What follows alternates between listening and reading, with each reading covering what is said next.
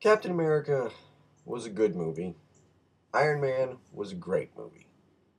Iron Man 2 was a disappointment, but Thor was a surprisingly great movie. Incredible Hulk was my personal favorite until now. The Avengers is the best of the six Avengers movies. Who knew? Well, everybody knew. Everybody knew it was going to be. Every critic is singing its praises. Most of you on this site have already sung its praises. I'm late to the game, but here's my little take on it, okay? It's not a perfect movie. It's not a perfect movie. Um, and really, it's hard for me to even judge. I mean, I just saw it Saturday morning. So, it, movies like that, I wouldn't say it's going to end up on my 100 favorite movie list. Um, until I've seen it a couple times and like a year or two has passed and it's had some time to sink in. Because right now it's just the initial shock of holy shit, did that really just happen? Did it just really happen? Because honest to God, I felt like when I saw trailers and stuff like that, set photos, I felt like I was being put on. I felt like, like when you go to YouTube and you see like a fan made thing where they've cut footage together from like X-Men and Spider-Man and Blade, and it's like supposed to be like the ultimate Marvel movie, coming soon. And it's not really coming soon, it's just footage from the other movies that somebody cut together. That's what Avengers always felt like to me. I was like, there's no way this movie is actually happening. There's no way they got Robert Downey Jr. and Chris Evans and Chris Hemsworth into a room together. And they did. And it was stunning. It was mind boggling. It was one of the most fun movies I've seen in many years. So I'm going to get my nitpicks out of the way first. I've only got two. Here's the thing, my nitpicks are going to be cut into two different categories. Things that were actually wrong with the movie, in my opinion, and things that I wish they had done. Um, the things I actually thought were wrong with the movie there's only two. And by the way, I'm going to warn you all now. I've waited 4 years to talk about this movie. You're getting spoilers. Right now, spoilers are happening. Everything. Everything is going to come out. Okay? If you haven't seen the movie, if you don't like spoilers, turn this video off, bookmark it, come back when you've seen the movie. But, you've been warned. Don't complain. Everything's coming out. Okay? First complaint about the movie, the actual movie, and it also is sort of a combination of something that I wish they'd done, and I talked about this in my Iron Man 2 review. If they'd done a S.H.I.E.L.D. movie instead of Iron Man 2, this movie would have been much better. Because Hawkeye, basically for most of the movie, is not Hawkeye. For most of the movie, he's under Loki's possession, and so a he's on the side of the bad guys. But here's the thing: we don't know Hawkeye. We don't know anything about Hawkeye. He really is a character we only saw for what 30 seconds in Thor. So his being possessed means nothing to us. It's not like if Robert Downey Jr. as Tony Stark were possessed, and then we'd go, oh shit, we've seen, two movies with this guy now. We know this guy. This sucks. With Jeremy Renner as Hawkeye, it doesn't mean anything. And he does get to shine at the end of the movie. He gets plenty to do, but it's not really until the last 20 minutes of the movie. And so the character that we go into the movie knowing the least about, we come out knowing the least about. There's really he almost may as well not have been in the movie. Um, and then there's the Chitauri, Loki's army, who are Skrulls, but are not Skrulls because Marvel doesn't own the rights to Skrulls, so they have to call them the Chitauri. But they're basically Skrulls, and yet it really felt like they were just paying lip service to the fans by calling them a familiar alien race name. They have none of the characteristics of Skrulls or Chitauri. Uh, they can't shape. They might be able to shapeshift. They never show it. They're just basically cannon fodder. They're just sending the hordes so Avengers have something to punch. You never get to know them. You never get to, like in Lord of the Rings, with the orcs. You get to know some of the individual orcs and get to know what the characteristics of an orc are. With the Chitauri, you kind of see a little bit of them up until like the last 20 minutes, and then they all come out. But it's sort of like you don't really know anything about them, and you don't give a shit about it. I mean, it's just basically they're punching bags sent down to Earth for the Avengers to beat up on. Um, and the movie is really jam packed with stuff, so giving more of a backstory to the Chitauri might have been difficult. Of course, you could have just dropped Hawkeye from the movie if you weren't going to really flesh him out and do a proper job with him, and given that time to the Chitauri. But I digress. Those are my only two problems with the actual movie itself. However, I do have problems with what the movie could have been, and I do think the movie could have been better. Um, and this is where we get into what if territory, a territory Marvel should be very comfortable with, as they've done what if stories for decades. Um, okay. I'll start with, I mentioned Jeremy Renner not getting set up in his own movie, in a S.H.I.E.L.D. movie. That was a problem. Um, and it would have been much better served if. I think there was no plan going into this. I really don't. I think when Marvel started filming Iron Man and the Incredible Hulk, they kind of knew they wanted to set up an Avengers movie, but it was sort of like they didn't really actually think they could do it. So there was no plan going into it. It's a little bit like George Lucas going into the prequel trilogy. I don't think he ever had a plan. There was this thing, well, I have a 3-page outline of what the prequels are that he wrote back when he did Star Wars, but you watch the prequel trilogy and it's so filled with inconsistencies and plot holes that you don't believe that he ever had a plan. It's not that bad here, and there's a lot to tie in together to the other Marvel movies, and they do a fairly good job of keeping it consistent. Um, some of the problems were, one that jumps to mind is, where the hell was War Machine? Where was War Machine?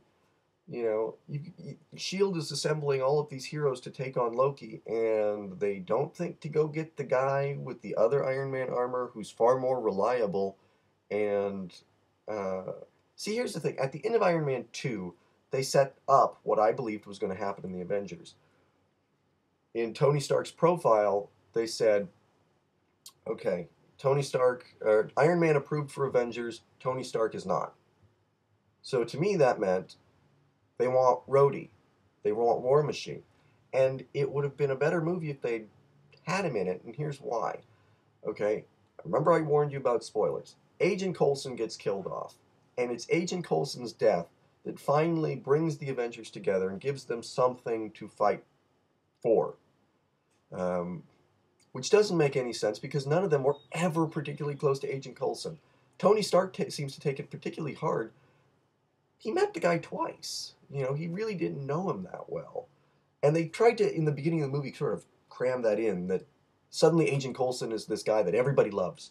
And, oh, everybody loves Agent Coulson, isn't he? He's such a great guy. And that wasn't set up in the other movies. In the other movies, he's sort of all business. He's the guy that goes and just kicks ass and takes names. And it was weird that all of a sudden he was just the glue that could bring the team together. Now, Rhodey, on the other hand, We've got no Rhodey in two other movies. Granted, in two vastly different performances, but we at least know Rhodey. If S.H.I.E.L.D. had brought Rhodey in and said, okay, we want you to be our Iron Man on the team, and we'll bring Tony in as a consultant, and he can sort of help with the science bit and help Bruce Banner. And then Rhodey gets killed. That would give the whole team a reason to join together. It would give Tony a significant reason to join, and also it gets Rhodey out of the way. Because let's face it, Rhodey is not. There's not much you can do with Rhodey anymore. You've given him the War Machine outfit. Um, what's going to happen in Iron Man 3? Is it always in Iron Man 3 and every other movie it's going to be like a buddy cop movie where they're two guys in armor? No, I think they kind of want to get rid of Rhodey. So this would have been the perfect chance to do it. Uh, and then who else wasn't in the movie? I mean, Gwyneth Paltrow thankfully did appear, and she had not a big part, but a big enough part. However, and Natalie Portman was, at least they showed a picture of her and they mentioned her. But there's no Liv Tyler as Betty Ross. And I kept thinking there's the part with Gwyneth Paltrow on the plane watching the TV. What's going on, in New York at the end of the movie. And I just kept thinking, wow, what would have been awesome right there? If S.H.I.E.L.D. had decided to get all the love interests to safety, and you had Gwyneth Paltrow, Natalie Portman, and Liv Tyler all on the same plane watching the same TV, and you could sort of cut to them every now and then. Something bad happens to Bruce, and you show Liv Tyler, oh, Bruce, or cut to Thor, getting knocked down, and Natalie Portman is sort of like watching and wide-eyed and teary. It would have been cool to at least acknowledge them. You don't really have to give them anything to do. Just acknowledge them and put them in the movie. You don't have to set them up or anything. We already know who they are. Same thing with, it would have been great to see William Hurt sitting behind a desk and seeing Hulk on TV and just sneering and going, I'm going to get that monster, and then even Thor, the idea of Thor coming back to Earth is really rushed, and never really properly explained. But there's some line that it's like a throwaway line, really, that Loki throws in there because the filmmakers realized, oh shit, we didn't really explain how he got back because he's not supposed to be able to get back anymore. Odin must have used dark magic to get you back. Maybe it could be. They don't ever explain it, and it would have been if you just had 30 seconds. You could have done it back when they were making Thor. Could have had Kenneth Branagh do it. 30 seconds on the Asgard set with Anthony Hopkins. Anthony Hopkins going, Thor, go back and get your brother, and bibbity boppity boo, this is how I'm going to do it. And I'd have bought it. You wouldn't have had to explain Odin again. See, going into this, you either knew who these people were, or you didn't know who they were. And if you didn't know who they were, tough shit, there's been 5 movies to set it up. And I feel like sometimes that was just not acknowledged. They felt like they had to reset everybody up. Captain America didn't get much in the way of character development as far as, the man out of time bit goes. I mean, there were some jokes about it, and there was a little bit of angst to him. He was a lot more of an angsty character than he was in the movie Captain America. But he at the same time didn't really, he was sort of okay with it, almost, it seemed. And nobody was surprised to see Captain America. That was another sort of throwaway line in the movie where, Captain America and Iron Man don't get along for most of this movie. And you keep thinking, are either of you going to mention the fact that Cap knew Tony's father? That Howard Stark played a pretty significant part in Captain America's life? Are either of you going to mention that? Neither of them ever do. And then they sort of get into an argument, and Tony says to Bruce, that's the guy that my father was always going on and on about? I don't get it. And it's sort of like, it's too little too late at that point. It's like they forgot that Howard Stark was in the movie, and they needed to throw something in. So little nitpicks like that, who could have been in the movie and everything, Final nitpick before I get on to praising the shit out of this movie. And that is, of course, the big green elephant in the room.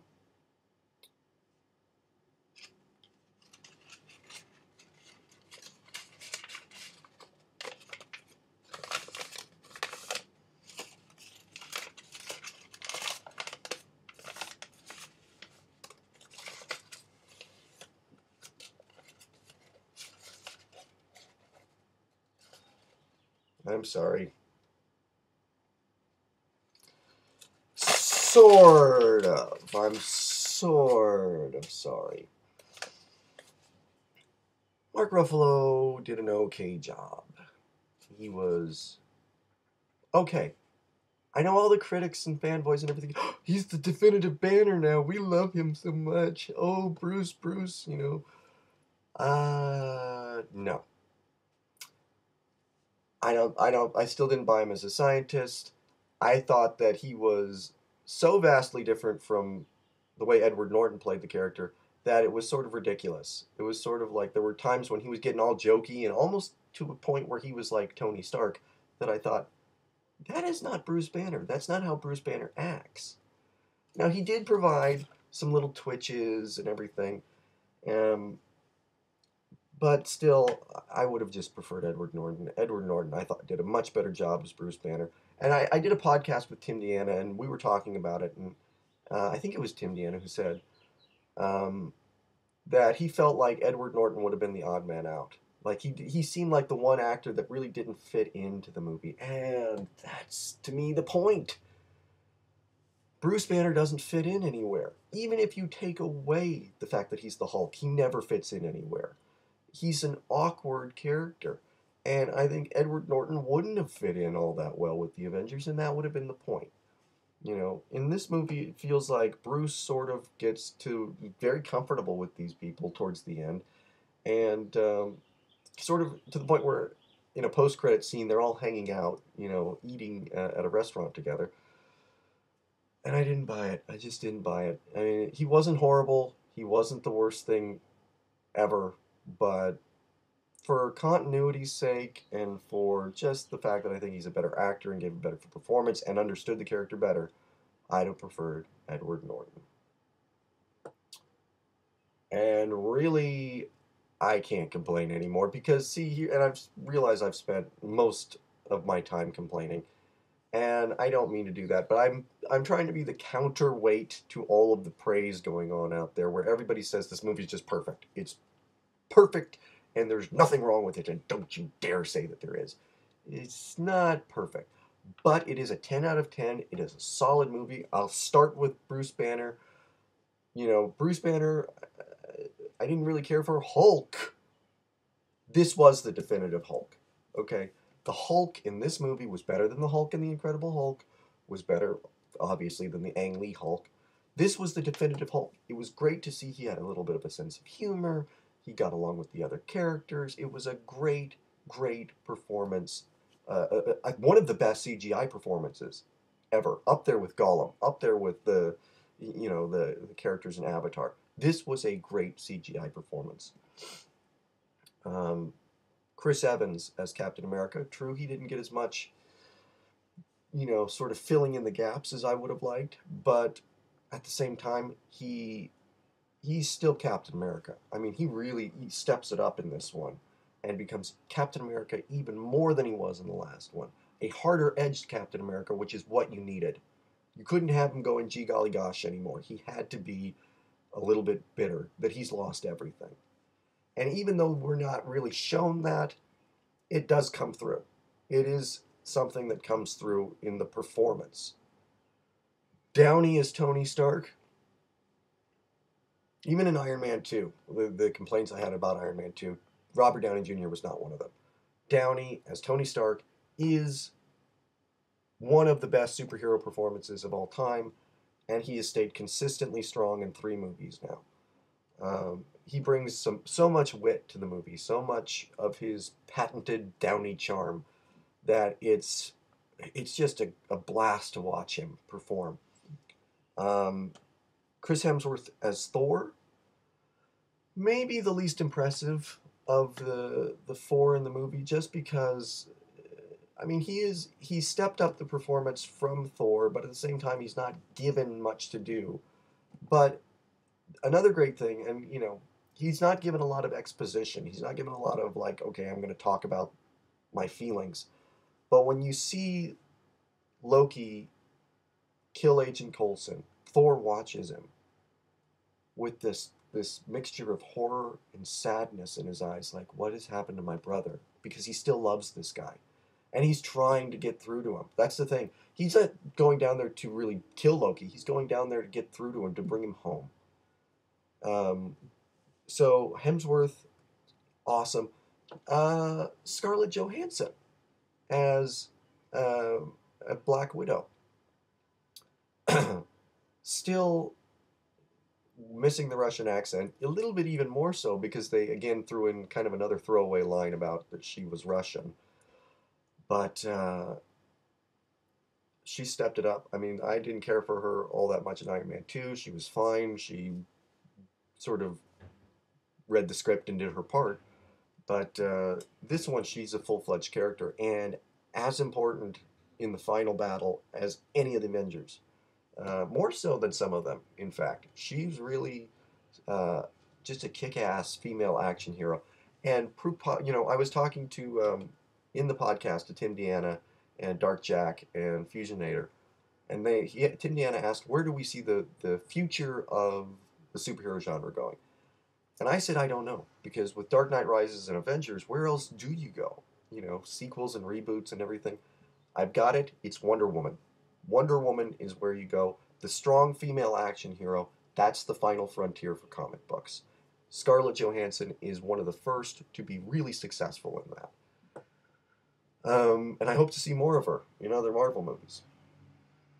I already talked about Hawkeye. He was great when he got the chance to be.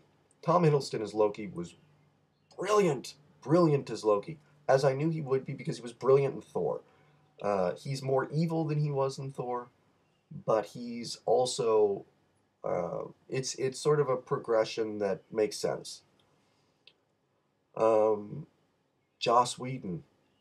Joss Whedon is the man, and I knew when they announced Joss Whedon, I said that's fucking perfect. Of course, Joss Whedon should direct this movie because you've got 10 different main characters, and you've got to give them all screen time, and nobody can do that like Joss Whedon does. Um, this guy has just opened the door for his Hollywood career. He is going to be able to do anything he wants to do now. This is what, and by the way, Michael Bay, please, if you're going to do another Transformers movie, watch Avengers first so you can see how it's done. Okay? Okay? You need to learn. You need to learn how to make a movie. This is how you do it. This is just it is one of the definitive superhero movies. I think it's up there with Dark Knight. I think it's up there with the first Superman. I think it's one of the absolute definitive superhero movies. It defines the genre, and it will for years and years to come. Uh, and it's where do they go from that here? Iron Man 3 and Thor 2 next year, Captain America 2. They do set up an Avengers sequel at the end of the movie. Uh, I gotta be honest, I don't care. I don't care. If I were to run down like a top 10 list of my movies I'm most anticipated for, I don't think any of those movies would be on it because to me, this is the cap. You will never be able to top this. Um, Even if the second Avengers movie is better than this one, you can't top it because it's the first time seeing them all come together. And I see really nothing but disaster for an Avengers sequel because they really did stuff in as many characters as they could without the whole thing falling apart. But they're going to want to put more characters into an Avengers sequel. They're going to want to, okay, we've got to get Miss Marvel in. We've got to get Ant-Man and Wasp and, Black Panther. We've got to get, Vision and Scarlet Witch. We've got to get them all in there. And that's when it's going to start to fall apart. That's when the whole thing starts to crumble. And so, for me, this really was the top of the mountain for Marvel. I really don't know where Marvel can go from here. But it was a blast. I was just aware there's a shot where it's just at the end where it's panning the camera along the city from Cap fighting down here to up to here to Scarlett Johansson doing something, and over here and there's Thor and Hulk fighting together, and up here and Iron Man's doing something. And there's and you just I remember I was just watching it. I was very aware that I was sitting there going, there they are. I was very aware of this stupid grin on my face that could not be wiped off. The audience cheered, I cheered, everybody cheered. It's just one of the great movie experiences that I've ever had. It was really, I can't praise it enough. I spent most of the video complaining about things, but in the end, the movie I wanted, I think would have been better. But the movie I got was so good, I can't complain. I can't really justify, you know, my nitpicks. I spend most of the time because I think I've spent every review has glossed over all the problems because the movie's so good that you just sort of go, oh, there's whatever the problems. They're minor. They're little. They do. I thought, well, all right, I'll be the one to actually point some of them out. So I'm the asshole. I'm the asshole. I'm the asshole. I'm the asshole. I didn't want it. I would never eat here. Um, Swingers. But 10 out of 10, 5 stars. So awesome. Cannot wait to put it on my Blu-ray shelf. And this will be a Blu-ray buy. Most of my movies are DVDs. I resist Blu-ray to this day. This will be a Blu-ray purchase. Really shocking that I've seen. I still can't believe I've seen Avengers. 4 years waiting, and it's finally here. And all of the Avengers movies, having reviewed them, I'm so glad that I did. Um, this was, I just, I really am. See, this is another reason why I should criticize the movie. I'm speechless when I'm trying to actually talk about how good this movie is. Um, I have a hard time believing that any superhero movie could top it, maybe other than The Dark Knight Rises. We shall see. I do predict a backlash against Avengers, though. I think knowing um, fans the way that I do, anytime anything gets this big, I mean the movie's made $600 million in a week.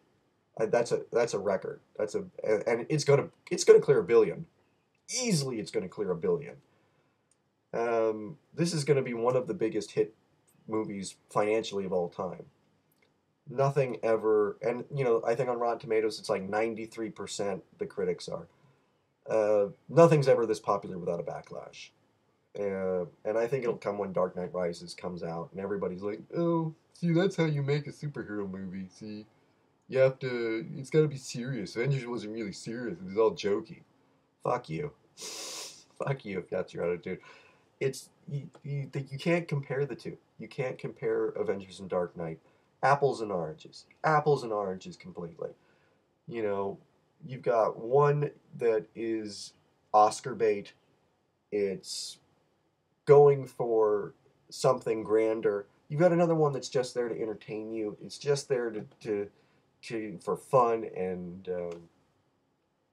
you know you either learn to live with both of them and enjoy both of them, or you live a really shallow life where you want every movie to be like every other movie. Personally, there's room. I think there's room for both in this summer. Um, and a little movie maybe called Prometheus too. But yeah, Avengers. I've gone on for this is the longest video I've ever done. Avengers is a solid 10. It is the best Marvel movie ever made. Um, it is I'll say it. It's a masterpiece. It is a masterpiece of this wonderful, wonderful genre of films that has erupted in the last decade and a half. The comic book movie. Here's to many more years with you.